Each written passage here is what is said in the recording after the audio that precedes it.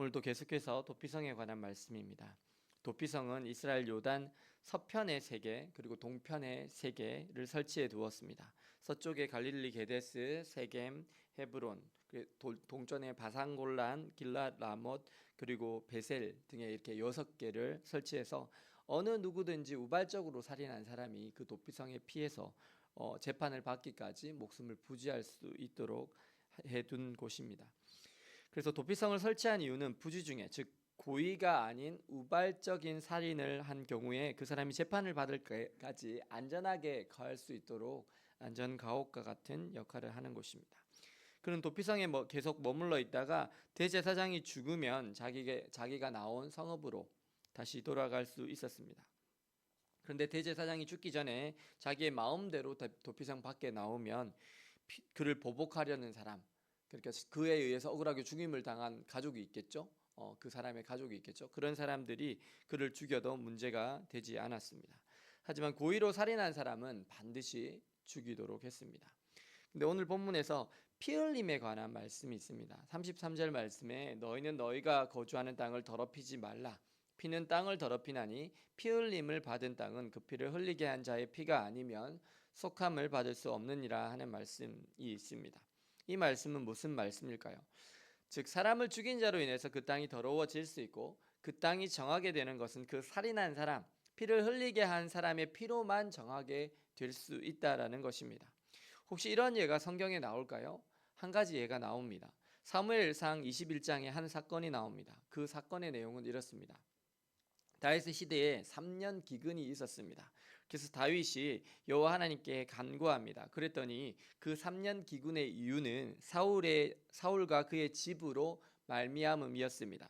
그 사울이 기브온 사람들을 죽였기 때문입니다. 기브온 사람들이 어떤 사람들입니까? 여호수아 시대 때에 정복 전쟁을 하고 있을 때에 이스라엘과 언약을 맺기 위해서 다 떨어진 신발과 다 떨어진 가죽 부대와 곰팡이가 핀 빵을 막 준비하고 자기들이 멀리서 왔다고 거짓으로 속여서 이스라엘과 평화조약을 맺은 사람들입니다.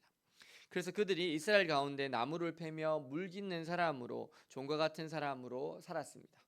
그런데 사울 왕이 이들과의 언약을 생각하지 않고 이들을 학대하고 죽였습니다. 그래서 사울이 기브온 사람들에게 흘리게 한 피 때문에 땅이 저주를 받았습니다. 그래서 다윗이 이 사실을 알고 기브온 사람들을 부릅니다. 그리고 그들에게 내가 어떻게 속죄하여야 너희가 여호와의 기업을 위해서 복을 빌겠냐 하고 물어봅니다. 그러자 그들이 우리를 학살하고 멸하려 했던 사람의 자손 7을 우리에게 내어달라고 말합니다. 그래서 다윗이 사울의 자손 7을 내어줍니다. 그러자 기브온 사람들이 그들을 산 위에서 여호와 앞에서 목 매답니다. 그리고 다윗이 사울의 뼈와 요나단의 뼈를 가지고 올라와서 그 목매달아 죽은 사람 7의 뼈를 거두어다가 요나단 뼈와 함께 다 같이 사울의 아버지 기스의 묘에 장사합니다. 그리고 나서 하나님께서 그 땅을 향한 기도를 들으십니다. 하나님은 정의의 하나님이십니다. 피 흘림에 대한 정확한 대가를 치르도록 하시는 분이십니다. 그렇다면 여기서 한 가지 의문이 있습니다. 이런 피 흘림과 예수 그리스도의 십자가 사건은 어떤 의미가 있을까요? 사실은 아담과 하와가 범죄했습니다. 사실은 그들이 죽어야 했습니다. 자신들의 죄악으로 인해서 죽게 된 것입니다. 그런데 하나님께서 아담과 하와를 위해서 먼저 가죽옷을 지어 입히셨습니다. 그들의 죄 때문에 그들이 죽어야 되는데 그들이 죽지 않고 누가 죽었죠? 가축이 죽게 됐어요. 원래는요 인간에게만 이렇게 적용되도록 이렇게 돼 있었는데 어쨌든 그 피 흘림을 먼저 시작하신 분이 누구시죠? 하나님이세요. 하나님이 아담과 하와의 죄 때문에 가축을 처음 죽이신 거예요. 그래서 우리를 살리시기 위해서 피의 제사를 알려주셨어요. 그래서 하나님은요 우리의 제작 때문에 가축의 피를 흘리게 하신 가해자가 됐어요.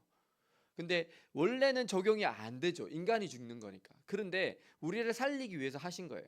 그래서 피의 보복법으로 본다면 인간만이 해당하지만 하나님이 피를 흘려야지 정화가 된다고도 볼 수가 있는 거예요.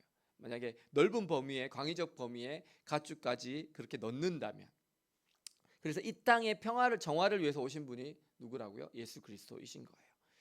그분, 하나님의 본체이신 그분이 십자가에서 피를 흘려 죽으심으로 저주받았던 땅이 다시 회복되는 것입니다.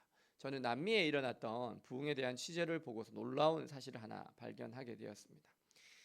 막 그 땅이요, 원래 남미에는 마약이 되게 많거든요. 그래서 미국이 지금도 엄청나게 문제가 되고 있는데, 불법 체류자들 막 이렇게 격경을 차단하고 못 오게 하고 내쫓고 이런 게 뭐냐면, 남미에서 이렇게 넘어오는 사람들이 마약을 많이 가지고요. 그러니까 문제들이 많이 되는 거예요. 미국 지금 한참 펜타닐 이런 거 문제가 되고 있잖아요.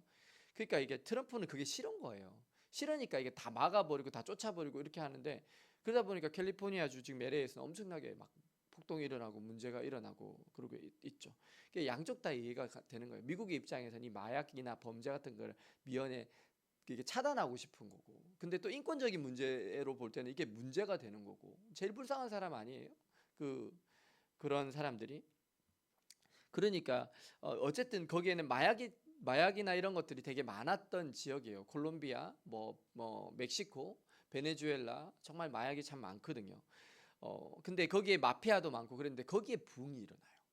부흥이 일어나는데, 어떤 목사님이 오면서 연합해서 기도회를 시작하고, 그다음에 연합 성회를 일어나고 그러면서, 그러던 와중에서 이 마피아가 연행되어지고 막 죽게 되고, 그러다 보니까 마피아가 보복으로 그 목사님을 죽이고, 근데 그 목사님이 죽고 나서 모든 목사님들이 나와서 회개하면서 다 같이 기도하고 그러면서 부흥이 일어나서, 나중에 정말 놀라운 역사들이 일어나게 되니까 어떻게 되냐면, 술집이 다 문을 닫고 범죄자들이 없어지고, 그리고 나서 이렇게 교도소가 텅텅 비게 되는 역사가 일어나요. 그리고 맨 마지막에 일어나는 게 뭔지 아십니까?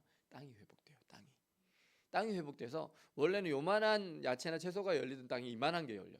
그러니까 이제 그런 땅까지도 다 회복되는 그런 놀라운 역사를 보게 됩니다. 예수 그리스도의 통치가 그 땅 가운데 일어나고, 정말 그분의 피로 말미암아 땅까지 치유함을 받게 됩니다. 하나님은 사랑의 하나님이십니다. 우리를 살리시기 위해서 피의 제사를 가죽옷을 통해서 알려주셨습니다.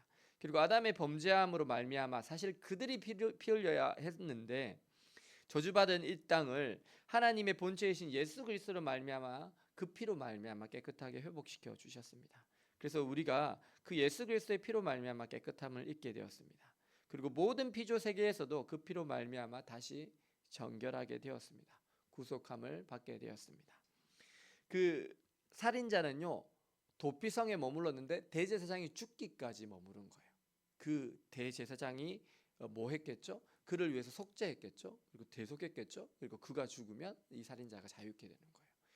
대제사장이신 예수 그리스도가 우리를 위해서 죽으실 때 우리가 자유케 되는 것입니다. 오늘 범죄한 우리를 끝까지 사랑해 주셨던 아버지 하나님, 그리고 예수 그리스도의 희생적 사랑을 기억하시고, 그분의 피로 우리의 모든 죄가 씻음을 받았고, 모든 땅의 피조 세계가 다시 회복되었음을 감사하며 살아가심으로, 주님의 통치 가운데 하나님이 주시는 복과 은혜를 누리며 살아가시는 저와 여러분들 되시기를 예수님의 이름으로 축원합니다. 기도하시겠습니다.